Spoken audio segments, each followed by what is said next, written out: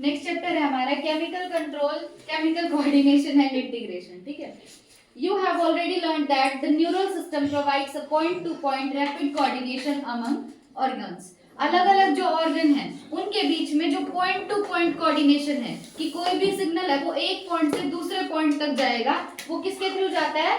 Neural system के through. किसके through जाता है? न्यूरल सिस्टम के थ्रू। ठीक है, कि कोई एक पॉइंट है, उस एक पॉइंट से दूसरे पॉइंट तक अगर सिग्नल जाना है तो वो सिग्नल किसके थ्रू जाएगा?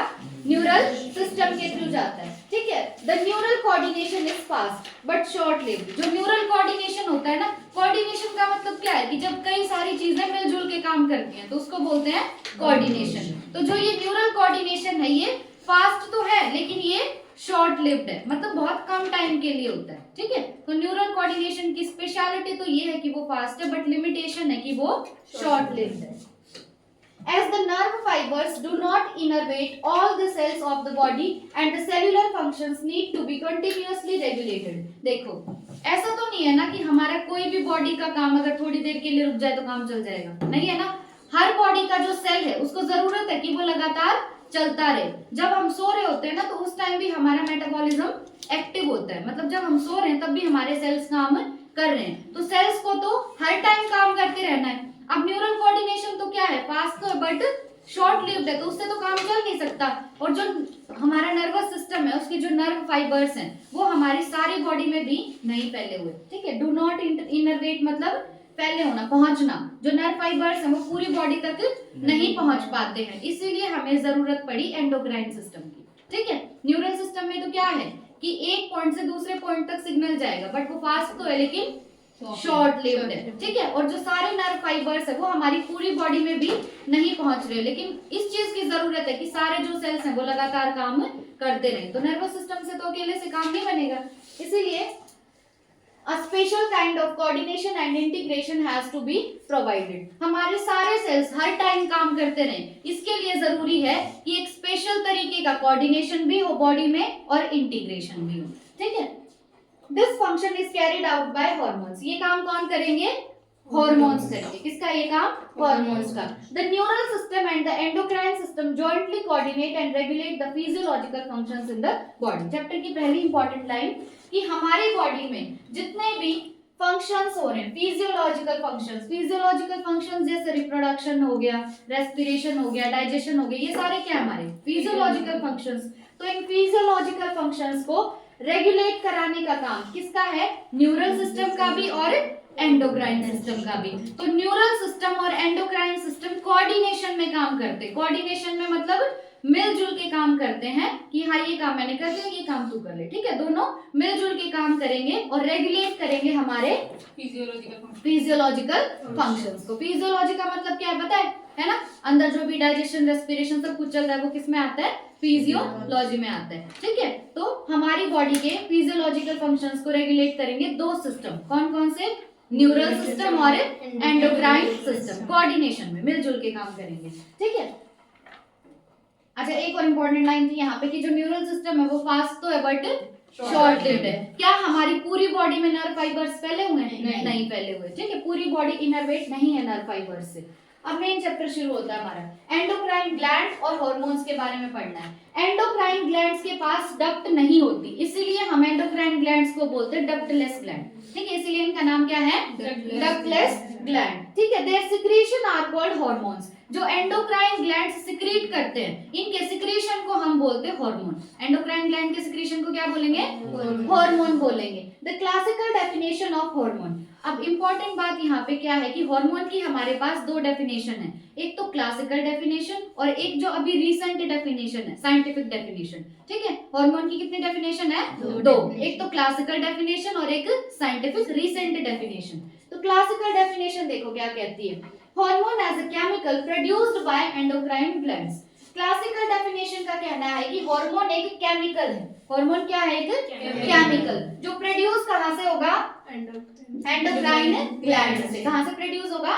एंडोक्राइन ग्लैंड से। एंडोक्राइन ग्लैंड से हार्मोन प्रोड्यूस हुआ और फिर उसको ब्लड में रिलीज कर दिया जाएगा। किस में रिलीज कर दिया जाएगा? ब्लड में रिलीज कर दिया जाएगा और फिर ब्लड इसको लेके जाएगा to a distantly located target organ.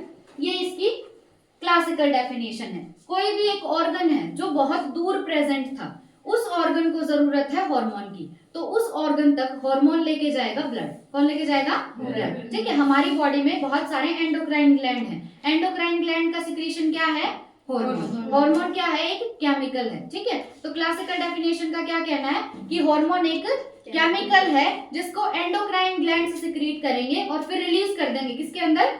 Blood के अंदर। फिर ब्लड जिस भी ऑर्गन को इसकी जरूरत है उस तक हार्मोन को पहुंचा देगा। ठीक है, ये तो कौन सी डेफिनेशन है? क्लासिकल। क्लासिकल डेफिनेशन के बाद आती है साइंटिफिक डेफिनेशन। साइंटिफिक डेफिनेशन का कहना है कि ठीक है, हार्मोन केमिकल तो है but hormone non nutrient chemical है। कैसे केमिकल है? नॉन न्यूट्रिएंट केमिकल है जो इंटरसेल्यूलर मैसेंजर का काम करते हैं। अब मैंने तुम्हें दो वर्ड बता रखे, एक इंटर और एक इंट्रा। इंटर का मतलब क्या है? एक सेल ये हो गया, एक सेल ये हो गया। इन दोनों सेल के बीच में अगर कोई मैसेज पहुंचाना है तो उसका काम कौन करेंगे? हार्मोन। कौन करेंगे? हार्मोन। ठीक है, तो हार्मोन जो है वो इंटरसेल्यूलर मैसेंजर है। कैसे मैसेंजर है? इंटरसेल्यूलर मैसेंजर, मतलब दो सेल्स के बीच में मैसेज पहुंचाने का काम करते। केमिकल कैसे है ये? नॉन न्यूट्रिएंट केमिकल है। लास्ट बात क्या बताई साइंटिफिक डेफिनेशन ने कि जो हार्मोन्स है वो ट्रेस अमाउंट में प्रोड्यूस होते हैं। ट्रेस अमाउंट मतलब बहुत कम अमाउंट में प्रोड्यूस होते हैं। ठीक है, तो साइंटिफिक डेफिनेशन ने क्या क्या बताया कि हार्मोन्स केमिकल हैं बट कैसे? नॉन न्यूट्रिएंट केमिकल हैं। हार्मोन्स कैसे अमाउंट में प्रोड्यूस होंगे? ट्रेस अमाउंट में प्रोड्यूस होंगे। कैसे मैसेंजर का काम करेंगे? इंटरसेल्यूलर मैसेंजर का काम करेंगे। ये साइंटिफिक डेफिनेशन है। अब जो नई डेफिनेशन है, covers a number of new molecules in addition to the hormone secreted by the organised endocrine glands. जो नई डेफिनेशन पढ़ी ना हमने, ये हार्मोन्स के साथ साथ और भी बहुत सारे मॉलिक्यूल्स को कवर करती है। ठीक है, तो जो पुरानी वाली डेफिनेशन थी वो कवर करती है सिर्फ हार्मोन्स को, बट जो नई डेफिनेशन है वो हार्मोन के साथ साथ और भी बहुत सारे मॉलिक्यूल्स को कवर करती है, उनकी भी डेफिनेशन देती है ये हमें। उसके बाद है invertebrates possess very simple endocrine system. Invertebrates का एंडोक्राइन सिस्टम कैसा होगा? सिंपल। अब सिंपल है तो हार्मोन ज्यादा रिलीज होंगे या कम?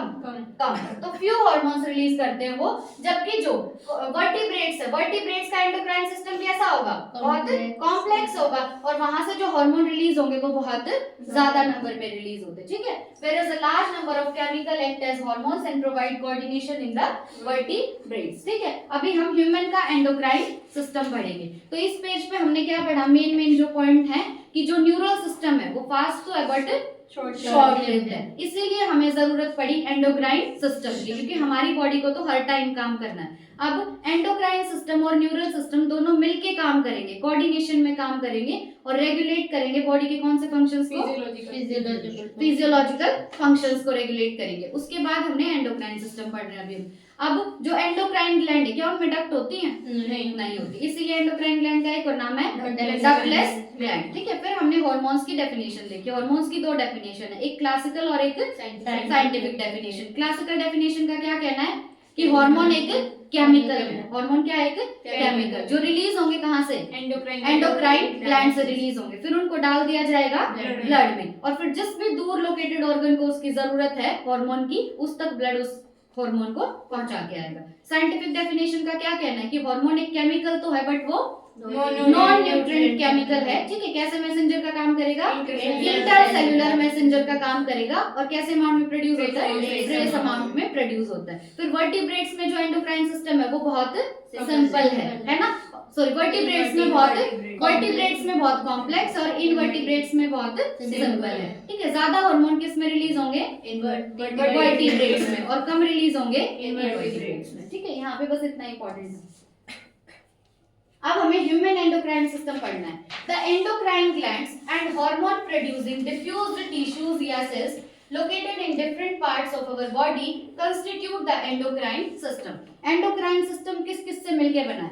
एंडोक्राइन सिस्टम में कुछ सेल होंगे, कुछ टिश्यू होंगे और कुछ ग्लैंड होंगे। ठीक है, एंडोक्राइन सिस्टम किस किस से मिला है? सेल, टिश्यू और ग्लैंड। ठीक है, एंडोक्राइन सेल्स, एंडोक्राइन टिश्यू और एंडोक्राइन ग्लैंड। अब कोई भी चीज अगर एंडोक्राइन है तो वो क्या रिलीज करेगी? हार्मोन। क्या रिलीज करेगी? हार्मोन। ठीक है, तो एंडोक्राइन सिस्टम में तीन चीजें आती है, एंडोक्राइन सेल, एंडोक्राइन टिश्यू और एंडोक्राइन ग्लैंड। ये सब रिलीज क्या करेंगे?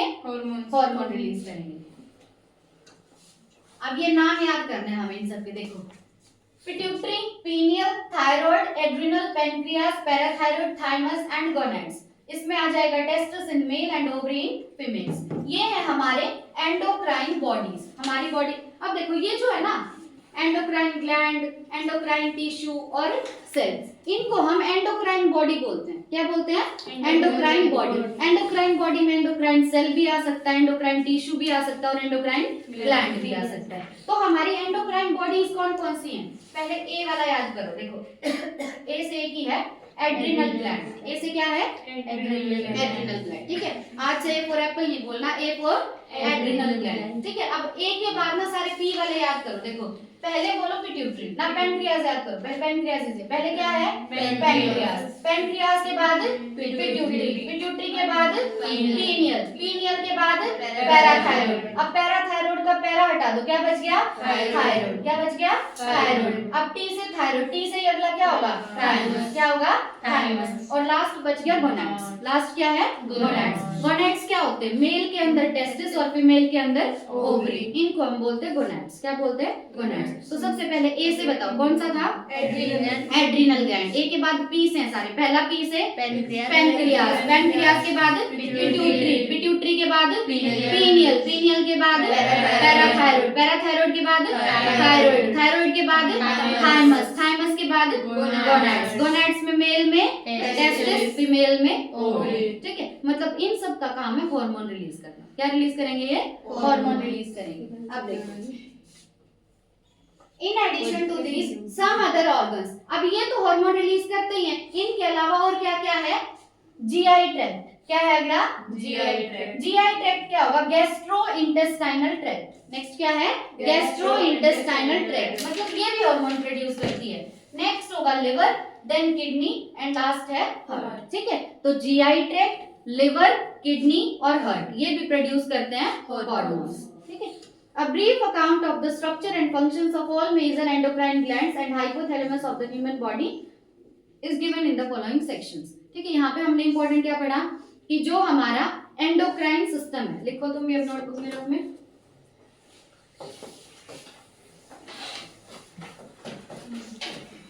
ह्यूमन का पढ़ रहे हैं ना अभी हम।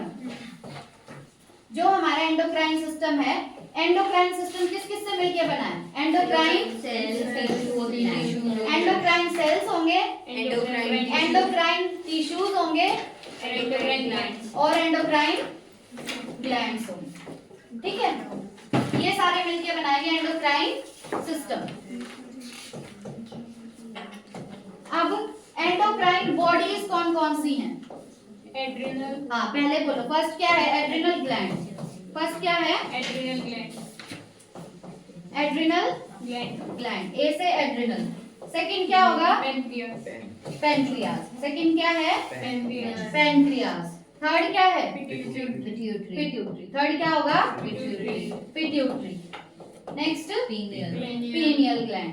नेक्स्ट पीनियल, हाँ पीनियल के अगला बोलो पैराथायराइड। अगला क्या होगा? Parathyroid, thyroid. पैराथायराइड के बाद थायराइड, थायराइड के बाद थाइमस, थायराइड के बाद क्या होगा? थाइमस होगा। थाइमस के बाद गोनाड्स, गोनाड्स मेल में टेस्टिस, टेस्टिस मेल में टेस्टिस और फीमेल में ओवरी।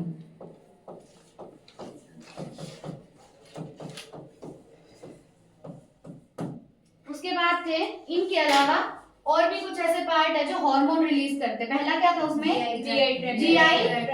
जीआई ट्रैक्ट मतलब गैस्ट्रो इंटेस्टाइनल ट्रैक्ट। सेकंड क्या था? Liver, liver. थर्ड किडनी, ये भी हार्मोन रिलीज करते हैं। फोर्थ क्या है? हार्ट। ठीक है, फोर्थ है हार्ट। लिखने में दिक्कत किसी को? लिखिए।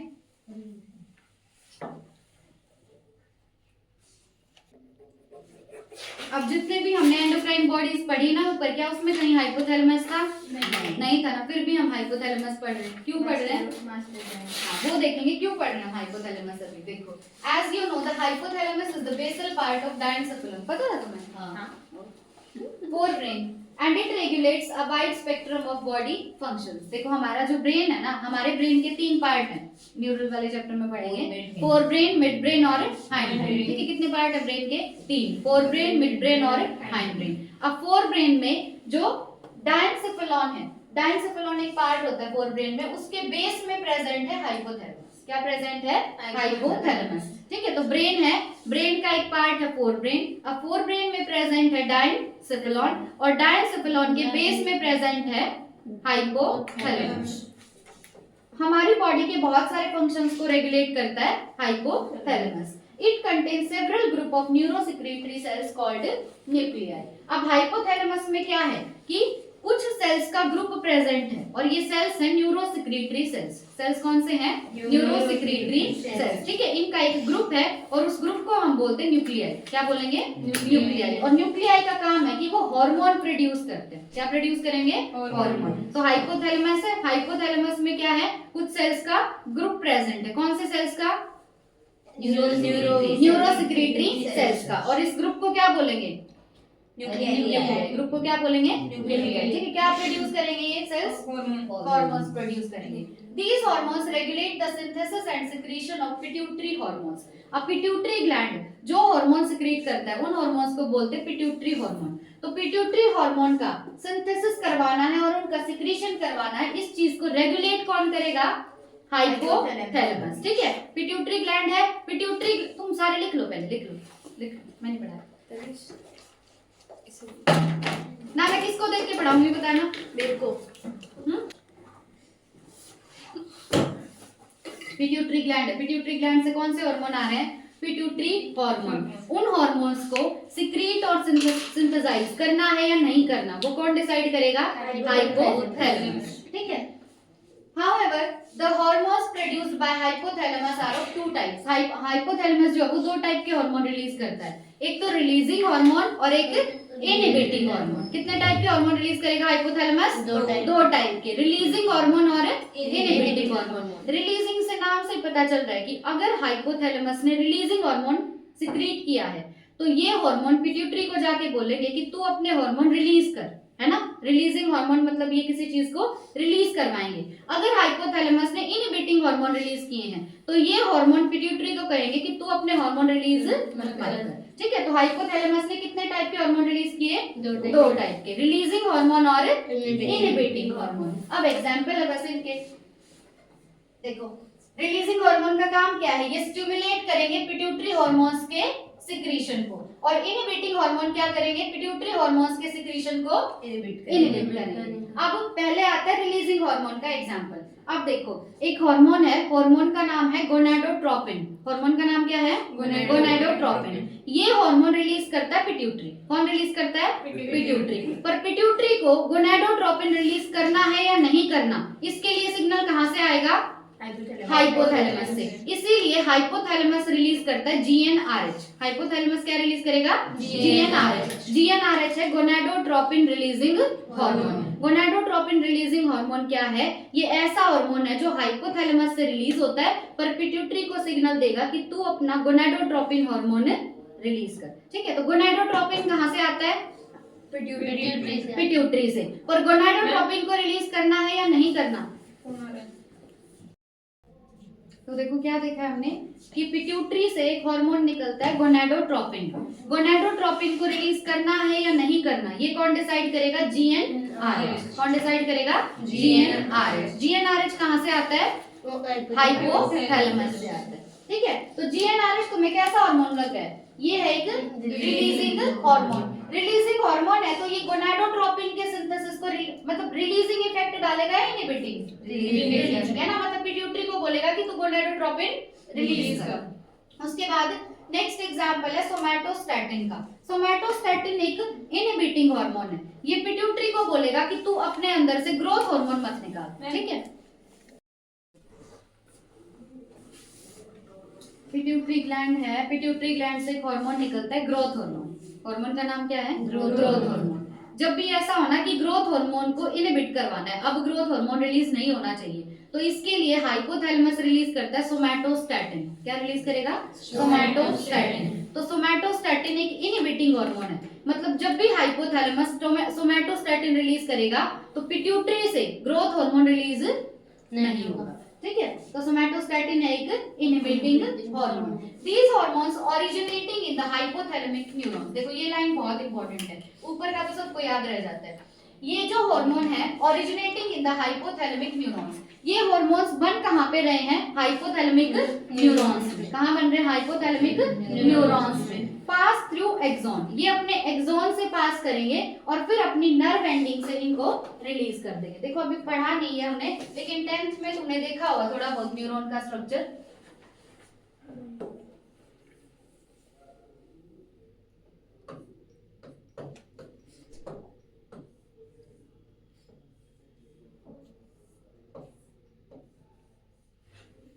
कुछ भी बन गया।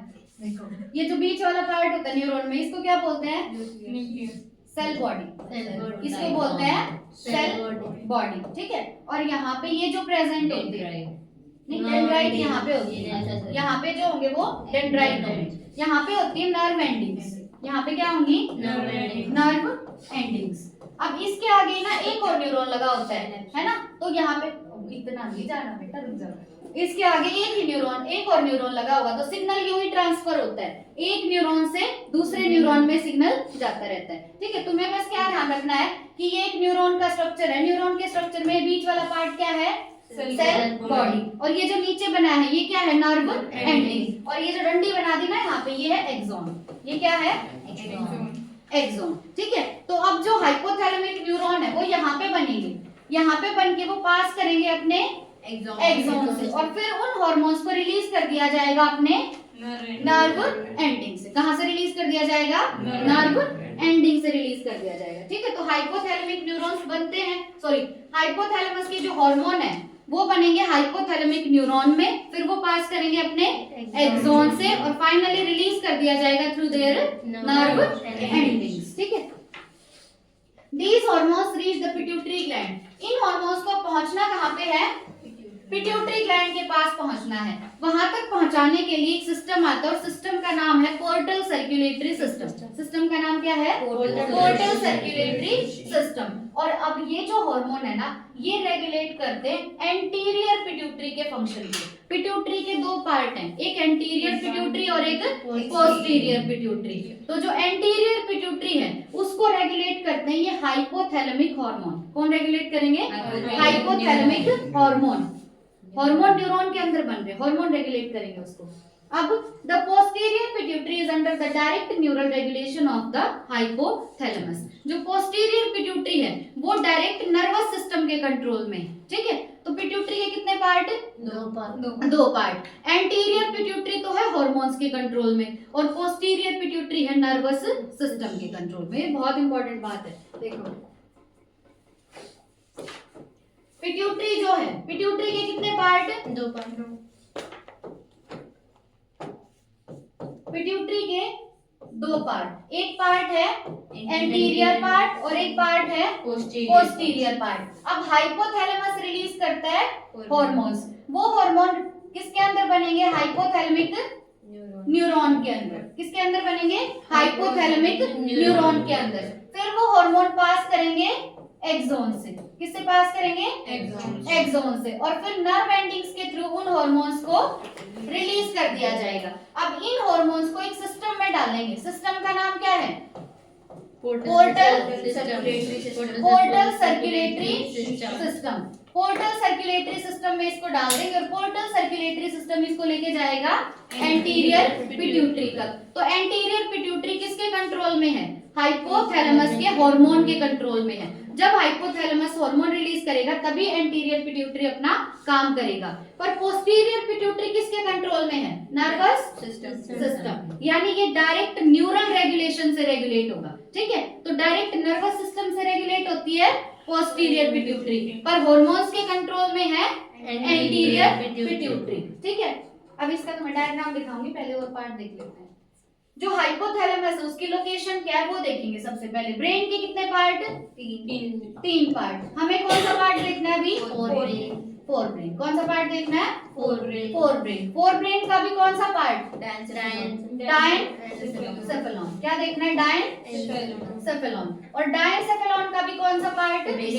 Basal part. तो डायनसेफेलॉन के भी बेसल पार्ट में प्रेजेंट होगा हाइपोथैलेमस। क्या प्रेजेंट होगा? हाइपोथैलेमस प्रेजेंट होगा। ठीक है। उसके बाद हमने देखा कि हाइपोथैलेमस जो है इसके अंदर काफी सारे सेल्स का एक ग्रुप बना हुआ है। ये सेल्स कौन से हैं? ये न्यूरोसेक्रेटरी सेल्स। कौन से सेल हैं? Neurosecretory cells. और ये जो ग्रुप बन गया इस ग्रुप को क्या बोलेंगे? न्यूक्लियाई। ग्रुप को क्या बोलेंगे? न्यूक्लियाई। और न्यूक्लियाई का काम क्या है? क्या रिलीज करेगा? हॉर्मोन्स। क्या रिलीज करेगा? हॉर्मोन्स। फिर हमने देखा कि हाइपोथैलेमस से दो टाइप के हार्मोन रिलीज होते हैं। वो दो टाइप के हार्मोन कौन से हैं? रिलीजिंग हार्मोन और इनहिबिटिंग। एक तो है रिलीजिंग हार्मोन और एक है इनहिबिटिंग हार्मोन। जो रिलीजिंग हार्मोन है उसका एग्जांपल क्या देखा हमने? GnRH। GnRH क्या है? Gonadotropin releasing hormone. ये जो GnRH है ये जाएगा पिट्यूटरी के पास। किसके पास जाएगा? पिट्यूटरी के पास। और तब पिट्यूटरी रिलीज करेगा एक हार्मोन। हार्मोन का नाम क्या है? गोनाडोट्रोपिन। हार्मोन का नाम क्या है? गोनाडोट्रोपिन। उसके बाद देखते हैं इनहिबिटिंग हार्मोन। हाइपोथैलेमस कौन सा इनहिबिटिंग हार्मोन रिलीज करता है? सोमैटोस्टैटिन। फिर जाएगा किसके पास? पिट्यूटरी के पास। और पिट्यूटरी फिर किसको रोक देगा? ग्रोथ हार्मोन को रोक देगा। पिट्यूटरी रोक देगा ग्रोथ हार्मोन के सिक्रीशन को। ठीक है। उसके बाद हमने देखा कि एंटीरियर पिट्यूटरी है हार्मोनल रेगुलेशन में और पोस्टीरियर पिट्यूटरी है न्यूरल रेगुलेशन के कंट्रोल। अब डायग्राम से आ जाएगा समझ में। देखो दिख रहा है डायग्राम? ये डायग्रामेटिक रिप्रेजेंटेशन है pituitary and it's relationship with hypothalamus. देखो पिट्यूटरी के कितने पार्ट बताए मैंने तुम्हें? दो।